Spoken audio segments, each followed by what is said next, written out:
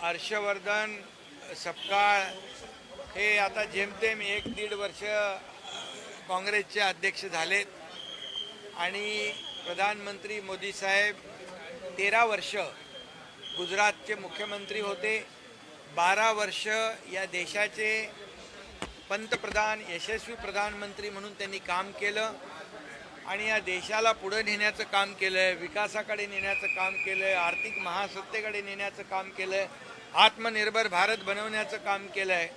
आणि म्हणून ज्यांनी एक दिवसही सुट्टी घेतली नाही, राष्ट्र प्रथम नेशन फर्स्ट हा संकल्प त्यांनी केला आणि अशा या देशाच्या यशस्वी लोकप्रिय प्रधानमंत्री नरेंद्र मोदीजींवर अशा प्रकारची खालच्या दर्जावरची टीका करणं हे निंदाजनक आहे.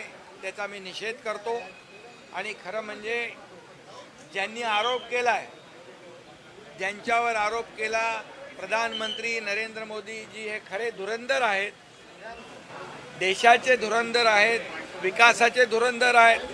आणि ज्यांनी आरोप केलाय ते असली दलिंदर आहेत. असली दलिंदर कोण आहेत? ज्यांनी आरोप केलाय.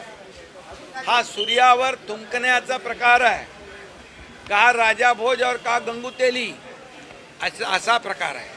आणि म्हणून याचा निषेध करावा तेवढा थोडा आहे. या देशातली 140 कोटी जनता या काँग्रेसला धडा शिकवल्याशिवाय राहणार नाही.